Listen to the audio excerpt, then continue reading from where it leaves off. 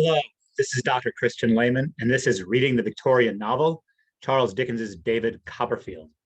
Today, we are going to be going over installment 11, chapters 32, 33, and 34. It is now March of 1850.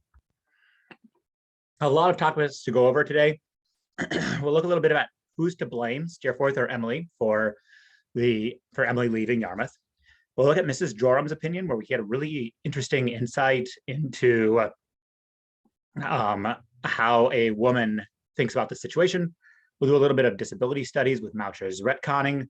We'll look at class when Peggotty meets Mrs. Steerforth, as well as Rosa's hatred. We'll go to night walks and night walks, Murdstone as a sexual predator.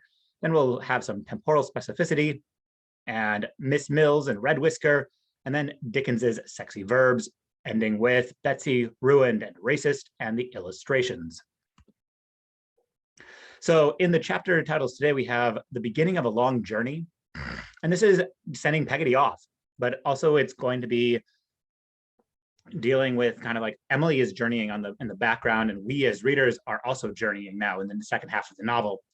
Blissful is the infamous picnic where David and Dora kind of come together and resolve their differences. And then we end with My Aunt Astonishes Me, where we learn that Betsey has been bankrupt. So the chapter begins with a really interesting idea about who is to blame, Steerforth or Emily, for Emily's departure. Yes, Steerforth, long removed from the scenes of this poor history, my sorrow may bear involuntary witness against you at the judgment throne, but my angry thoughts or my reproaches never will, I know. The news of what had happened soon spread through the town, insomuch that as I passed along the streets next morning, I overheard the people speaking of it at their doors. Many were hard upon her, some few were hard upon him. But toward her second father and her lover, there was but one sentiment. So here what we see is the majority opinion blames Emily for what has happened, right? Not Steerforth. So we have here an inherent kind of blame happening among the public against the woman rather than against the seducer, against the upper class person. So part of that patriarchal misogynistic structure that we've already witnessed in the Victorian period and that we still have in today's world. Mrs. Joram offers us a really interesting insight into the difference between what society wants to do, which is blame the woman, and what she wants to do, which is she knows who Emily is. So she doesn't want to be too hard on her. She knows Emily is a good heart, is a good person. But society says that she has to curse her. A deceitful, bad-hearted girl, said Mrs. Joram. There was no good in her ever. Don't say so, I returned. You don't think so? Yes, I do, cried Mrs. Joram angrily. No, no, said I. Mrs. Joram tossed her head, endeavoring to be very stern and cross. But she could not command her softer self and began to cry. I was young, to be sure, but I thought much the better of her for this sympathy and fancied it became her as a virtuous wife and mother very well indeed.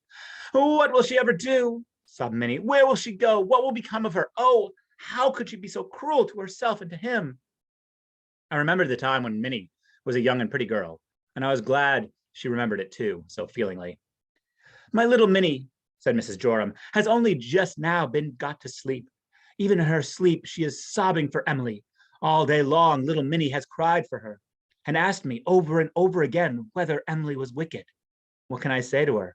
When Emily tied a ribbon off her own neck round little Minnie's the last night she was here and laid her head down on the pillow beside her till she was fast asleep. The ribbon's round my little Minnie's neck now. It ought not to be, perhaps, but what can I do? Emily is very bad, but they were fond of one another. And the child knows nothing. Mrs. Joram was so unhappy that her husband came out to take care of her. So you'll remember last week we had Omer Joram saying, like, I don't bring this subject up in front of Minnie, and now we have Minnie aware of it. And I want you to pay attention to the tensions that we have here, where Mrs. Joram, because of society, is supposed to be stern and cross and say that Emily was deceitful and bad-hearted and there's no good in her ever, okay? But she has experience. Emily is actually a very good person. She took care of Minnie. There's a history in the family. And so she wrestles with this paradox when she says, Emily is very bad, but they were so fond of one another. How do you reconcile these two positions? So at this moment, Dickens is really challenging us as readers to wonder where we get social and sexual mores from, and whether society might not be too judgmental on these actions. Miss Mowcher shows up again. Hello, Miss Mowcher. She has been hard retconned. A retcon is a retroactive continuity shift. I'll have another video, a separate video about why this has happened, but you might remember that Dickens had based the character of Miss Mowcher on Jane Seymour Hill. She threatened litigation, and Dickens then had to correct it. And so Miss Mowcher shows up and looks like a completely different person. I am surprised, I began, to see you so distressed and serious, when she interrupted me. Yes, it's always so, she said. They are all surprised, these inconsiderate young people, fairly and fully grown, to see any natural feeling in a little thing like me. They make a plaything of me, use me for their amusement, throw me away when they are tired, and wonder that I feel more than a tour horse or a wooden soldier. Yes, yes, that's the way, the old way. So here, in terms of disability studies, we have some really strong responses from Miss Mowcher, who says they, being the able-bodied, full-grown humans, mock little people, mock people with dwarfism, punch down on them, right? And in this chapter, we have Miss Mowcher kind of voicing the opinion of those populations that have been abused in this way. And also like Dickens having done it previously, right? So it's almost like Miss Mowcher is talking back to Dickens's own ableistic representations earlier. This continue, briefly we can compare what Miss Mowcher said to kind of what Rosa said earlier about the Yarmouthians, because Steerforth very much is the representation of that people, right, who are inconsiderate young people. And so you'll remember what Rosa had said back in chapter 20. That sort of people, are they really animals and clods and beings of another order? I want to know so much. Why, there's a pretty wide separation between them and us, said Steerforth with indifference. They are not to be expected to be as sensitive as we are. Their delicacy is not to be shocked or hurt easily. They are wonderfully virtuous. I dare say some people contend for that at least, and I'm sure I don't want to contradict them, but they have not very fine natures, and they may be thankful that, like their coarse, rough skins, they are not easily wounded. So Steerforth, an able-bodied, lower upper class man, British man, doesn't think about other people. That can be class with the Yarmouthians, and it can be disability that we see here. Mowcher continues her strong critique of the ableistic society. Come, she said, accepting the offer of my hand to help her over the fender and looking wistfully up into my face. You know you wouldn't mistrust me if I was a full-sized woman. I felt there was much truth in this, and I felt rather ashamed of myself. You are a young man, she said, nodding. Take a word of advice, even from 3 foot nothing. Try not to associate bodily defects with mental, my good friend, except for a solid reason. Later, she continues, trust me no more, but trust me no less than you would trust a full-sized woman, said the little creature, touching me appealingly on the wrist. If ever you see me again, unlike what I am now, and like what I was when you first saw me, observe what company I am in. Call to mind that I am a very helpless and defenseless little thing. Think of me at home with my brother like myself and sister like myself when my day's work is done. Perhaps you won't then be very hard upon me or surprised if I can be distressed and serious. Good night. So here, really, really powerful moments. Mowcher says, you wouldn't mistrust me if I was a full-sized woman, calling out David Copperfield's inherent ableism. And then she says, I am a full-lived woman. Like, I exist in a society. I have family. And you need to think about me as a human being, not as a caricature. In this way, what Mowcher retcons is not just her own previous appearance, but also the kind of stereotype of the little person as a villain, something Dickens has already written back with the Old Curiosity Shop and his villain Quilp. Also in this chapter, it's a very busy chapter, Hegedy meets Mrs. Steerforth, and we have a confrontation between two classes. The very lower working class fisher person from Yarmouth, Peggotty, and the lower upper class Mrs. Steerforth in London in a mansion.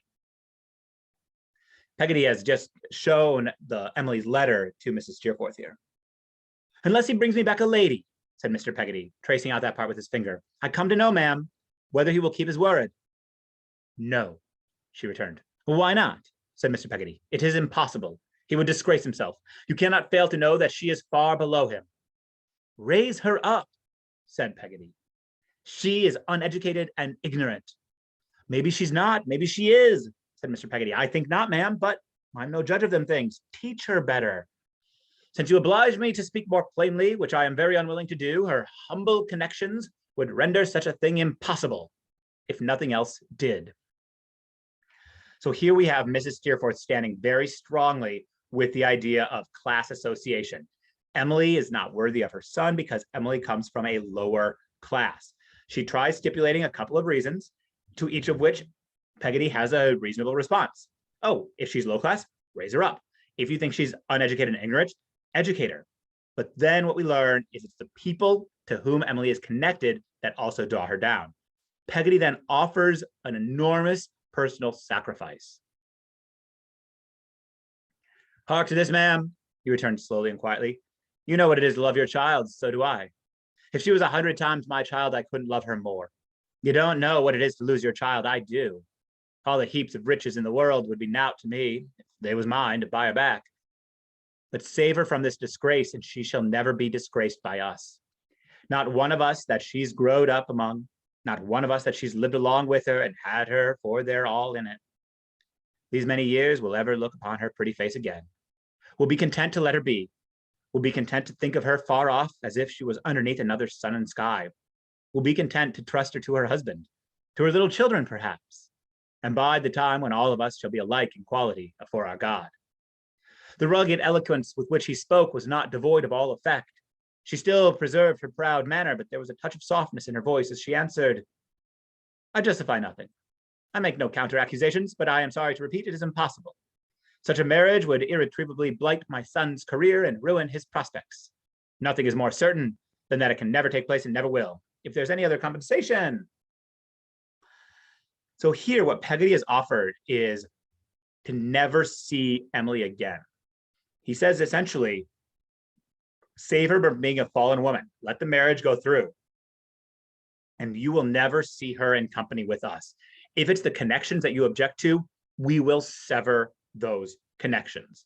But even then, Mrs. Steerforth says it's going to be impossible because she's thinking about her son's career, right? A career that is predicated on the social mobility of the upper class based on associating with other members of the upper class and ruining his prospects. Probably an idea there of making a marriage that is between social equals, maybe even marrying up. Eventually, over the course of this encounter, Mrs. Steerforth lashes out. She changed now in a moment. An angry flush overspread her features, and she said in an intolerant manner, grasping the armchair tightly with her hands, "What compensation can you make to me for opening such a pit between me and my son? What is your love to mine? What is your separation to ours?" Miss Dartle softly touched her and bent her head down to whisper, but she would not hear a word.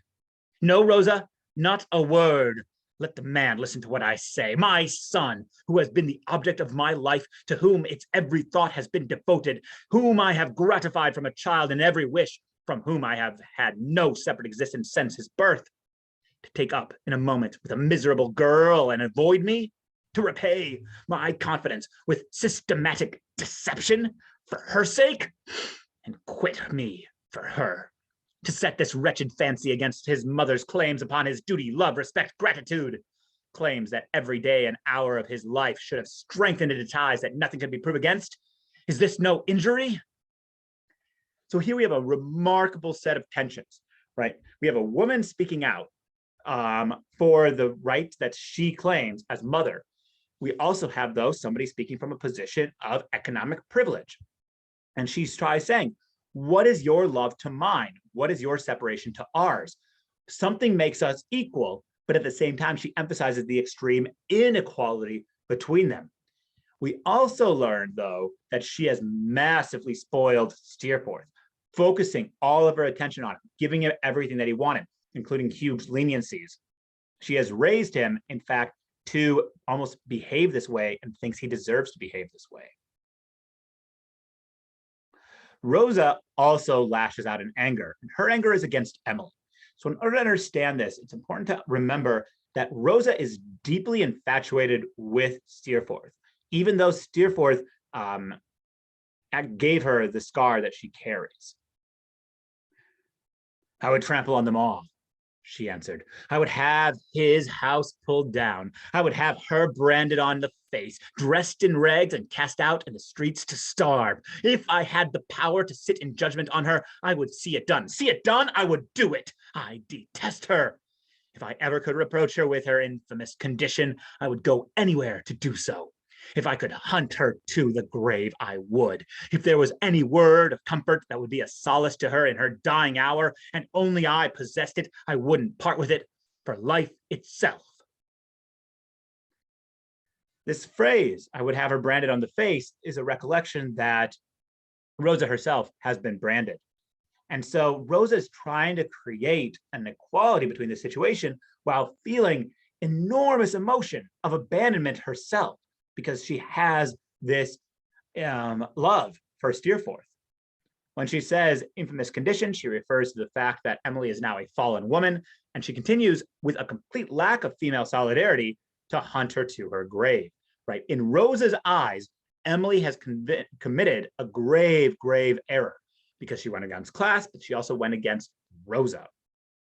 And so here we have a really interesting investigation of a full set of personality. Like Rosa, even though she only appears a handful of times, is one of the more realistic characters, more fully developed characters in Copperfield, because she's allowed a range of emotions and emotional responses. Peggotty, near the end of the chapter, comes up with his plan. I'm going to seek her far and wide. If any hurt should come to me, remember that the last words I left for her was, my unchanged love is with my darling child, and I forgive her. This word forgiveness is really important. It's the first time Peggotty has used it so far, and he doesn't have anything now about her being blamed or shamed or having fallen. Instead, he shifts completely to a language of forgiveness. Whether or not he has the power to forgive, that's another thing, right? It is still male forgiving a female for the way in which the society is structured, but we have this new kind of language. And he repeats it twice before he departs on his long journey. So at the start of chapter 33, why we shift hard into the love affair with David and Dora, and David is trying to deal with his obsession by taking walks. The first thing I did on my own account when I came back was to take a night walk to Norwood, and like the subject of a venerable riddle of my childhood, to go round and round the house without ever touching the house, thinking about Dora. I believe the theme of this incomprehensible conundrum was the moon. No matter what it was, I was the moonstruck slave of Dora. So a couple of things here, right? It's a well-known riddle. Often it's either what goes round the house and in but never touches the house. That's the sun or the moon. Both of them are fine. But the idea here is of the night walk. So in 1860, in All the Year Round, Dickens would actually publish an essay called Night Walks, where he talks about the life of London at night. He puts on this persona of trying to recover from insomnia by wandering the city, and he reveals it to be a whole other city. So here, early on, we kind of see this habit, this idea that night walking is something that you can do. It is really something that like a middle-class white British man can do, but those things go a little bit unsaid. We return as well to this very problematic language of being a moonstruck slave, right? Again, we talked about this last week, but David using slavery and captivity language to describe his love as being massively inappropriate, but it's the kind of language that a free white male upper middle class British citizen has no hesitation in activating.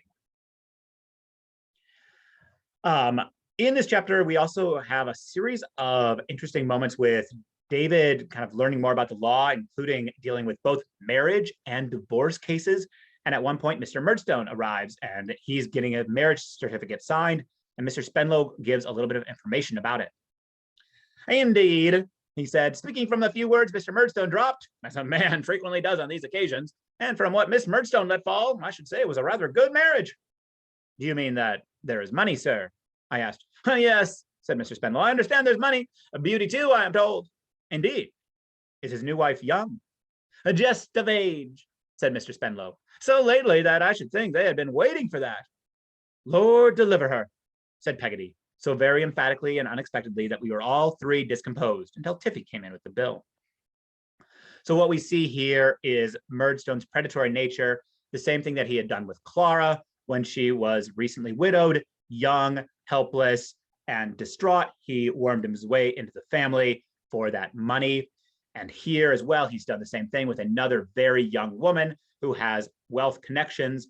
And when it says just of age, it seems to be that's probably 21 years old, which is when she would be taking a dowry or an inheritance with her. So he has been lurking there around it. We don't spend a lot of time on it, but we're allowed to set up that parallel with Clara. Just a real skeezy guy. A weird thing happens in this installment too. We start getting very specific in our temporal difference. So the novel not just is written in 1850, but Dickens lays out that it is set in 1850. So these are two fast things just about laws that get mentioned while David is apprentice in his proctorship. As he said this with a gentle melancholy, which was the next thing to making no charge at all, I expressed my acknowledgments on Peggotty's behalf and paid Tiffy in banknotes. Peggotty then retired to her lodging, and Mr. Spenlow and I went into court, where we had a divorce suit coming up under an ingenious little statute, repealed now, I believe, but in virtue of which I have seen several marriages annulled, of which the merits were these. So here, right, we have repealed and then now, and so 1823 is when that repealing happened.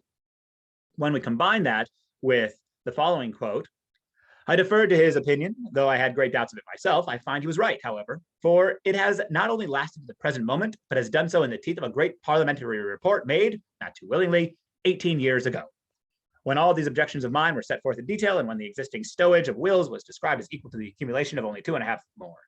So that 18 years ago gives us 1832 based on the repealing as well. So for some reason, Dickens has tried to lay out when he wants this novel to be seen.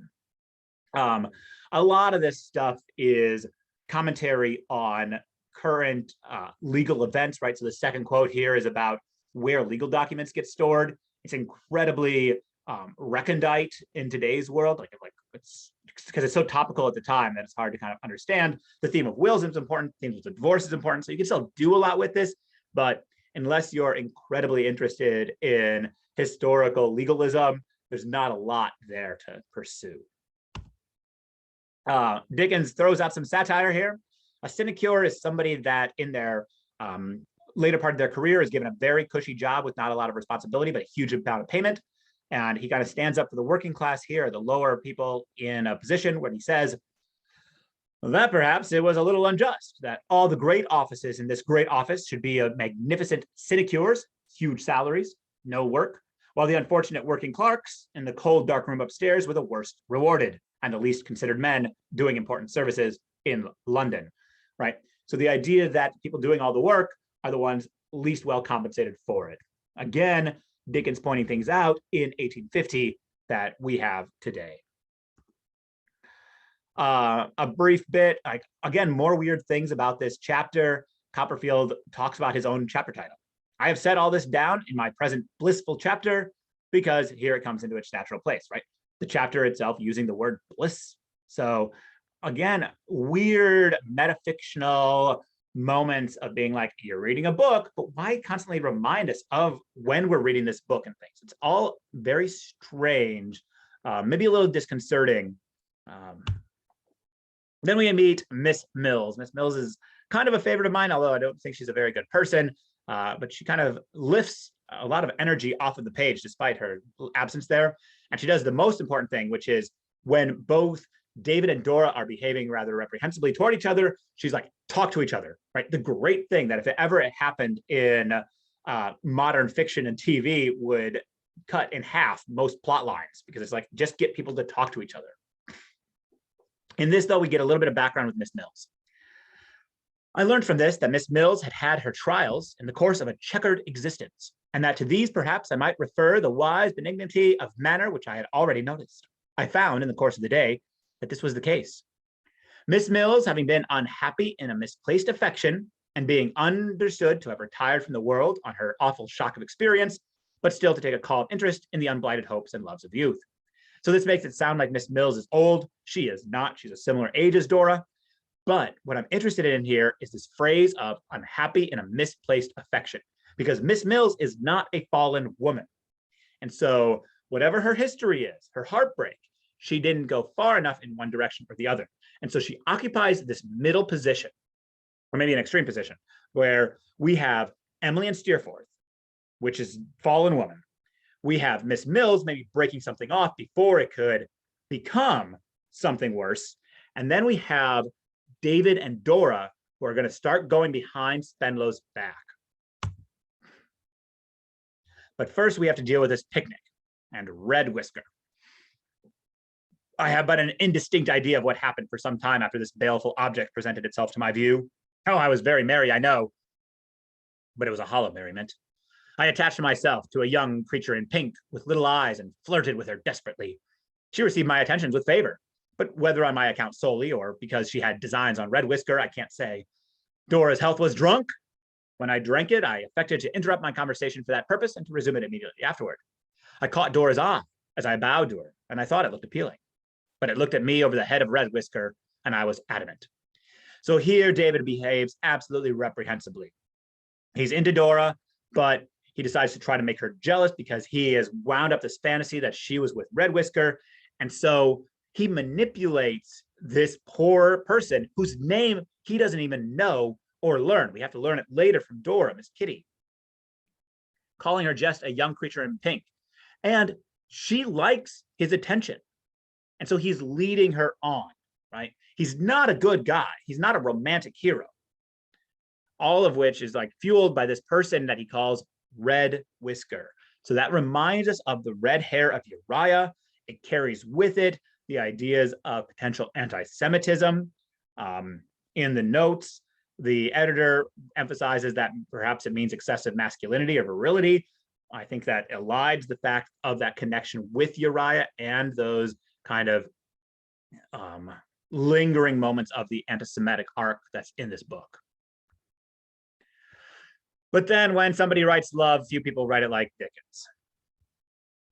Lovers had loved before and lovers would love again, but no lover had ever loved, might, could, would, or should ever love as I loved Dora. The more I raved, the more Jip barked. Each of us in his own way got mad every morning, every moment. Well, well, Dora and I were sitting on the sofa by and by, quiet enough, and Jip was lying in her lap, winking peacefully at me. It was off my mind. I was in a state of perfect rapture. Dora and I were engaged. I suppose we had some notion that this was to end in marriage. We must have had some, because Dora stipulated that we were never to be married without her papa's consent. But in our youthful ecstasy, I don't think we really looked before us, or behind us, or had any aspirations beyond the ignorant presence. We were to keep our secret from Mr. Spenlow, but I am sure the idea never entered my head then that there was anything dishonorable in that. So first, the opening paragraph, absolutely gorgeous. Look at all of those verbs that are happening, really, really sexy stuff. But then this idea of keeping the secret. That's how you go to a Steerforth Emily position, right? That secretive aspect that maybe can go too far. And so here we're balancing all of these different alternatives of young people in love. So we have Miss Mills and the unknown person. We have Dora and David. We have Steerforth and Emily. And even a little bit, we have Uriah and Agnes, right? The novel has become increasingly populated with young potential couples. And we are left to kind of wrestle what we as readers think is appropriate. Close to the end of the chapter, Betsey is ruined and racist. "Hello," said my aunt to Peggotty, who quailed before her awful presence. "How are you?" "You remember my aunt, Peggotty?" said I. "For the love of goodness, child," exclaimed my aunt, "don't call the woman by that South Sea Island name. If she married and got rid of it, which was the best thing she could do, why don't you give her the benefit of the change? What's your name now?" "P," said my aunt, as a compromise for the obnoxious appellation. Barkis, ma'am, said Peggotty with a curtsy. Well, that's human, said my aunt. It sounds less as if you wanted a missionary. How do you do, Barkis? Hope you're well. Of course, the irony here, Barkis is no more Christian or not Christian than Peggotty, but notice the language that Betsey uses, the South Sea Island name, referring to a foreign sounding name in her ears. And so she others it very hard, referring to kind of an outer reach of the British Empire, and then saying it sounds less as if you wanted a missionary, meaning the Christianizing effect of missionaries, but missionaries are part of an imperial project and often are carriers of disease and violence against indigenous populations. And so modern readers, I think, are really struck with this moment, like Betsey's awesome to support, but Betsey is still a product of empire. So while she might be independent and cross gender barriers and seem financially capable and is the caretaker of Mr. Dick, she still is a racist. All right, ending on the illustrations. Here we have Mr. Peggotty and Mrs. Steerforth. On the far side, Peggotty maintains eye contact with Mrs. Steerforth, who is sitting down. Rosa Dartle is in the shadows this time. David, kind of struggling with everything, is in the middle, like which side is he going to ally himself with? Miss Rosa's eyes looking down at Mrs. Steerforth in a striking way. So we have here three women, right, including the bust of the female there. On this side, we have our men. We have a male bust. This is a picture of young Steerforth in rather cherubic positioning. Very weird. Maybe this is supposed to be modeled of a teenage Steerforth as the bust. Here at the clock, we see it's 3 o'clock, even though this meeting took place at 2 o'clock. So maybe she kept them waiting for an hour, but also seems to be somebody is struggling to hold time. And in the corner, we have a bird cage, underneath of which we have a cat. So kind of tugging playfully at the curtains, but also the potential of destruction, or the theme of things kind of fraying at the outer corners, perhaps. Pay attention to that cat, because in the other illustration, where his aunt comes, his aunt brings her cat. So there's a connection that we're being asked to set up between Betsey and Mrs. Steerforth. It's a connection that Fizz wants us to pay attention to, right? So it's not a connection that Dickens has laid out for us necessarily. We have then Mr. Dick on the far side with his kite, Betsey, the cat, Peggotty pouring, Mrs. The caretaker pouring the tea, then David kind of coming in for the first time wearing a hat in a building, and Peggotty in morning clothes on the far side. So this kind of shows, here's David's quarters, right? You see the books are on the shelves, things are relatively neat, but his aunt has brought in a great deal of packaging. And as the chapters continue, as the installments continue, we'll have to unpack what has happened there. So with that, we look forward to installment 12 and seeing what comes next.